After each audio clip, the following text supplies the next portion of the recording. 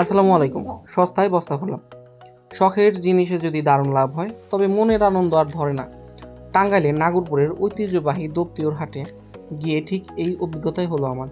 হাটের শত শত পাখির ভিড় থেকে মাত্র অল্প কিছু টাকার বিনিময়ে ময়ূরের মতো চমৎকার পেখম ছড়ানো একজোড়া রাজকীয় লক্ষা কবুতর পেয়ে গেলাম।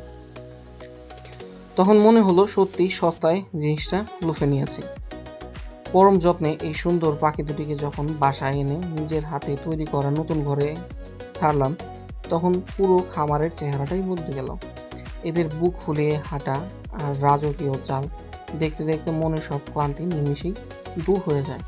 কম খরচে এত চমৎকার একজোড়া লক্ষা কবুতর দিয়ে আমার স্বপ্নের খামারের যাত্রা শুরু করতে পেরে আমি ভীষণ আনন্দিত। কবুতর দুটি ভীষণ উৎফুল্ল ছিল আর দেখে মনে হচ্ছিল এরা খুব তাড়াতাড়ি বাচ্চা দিয়ে দেবে, ডিম বাচ্চা করবে। তো কবুতরগুলো একবার ডিম বাচ্চা করেছে, আমাকে সে বলে দিয়েছে। আর এখানে কবুতর আসার পর তারা নিজেরাই একটা ঘর বেছে নিয়েছে।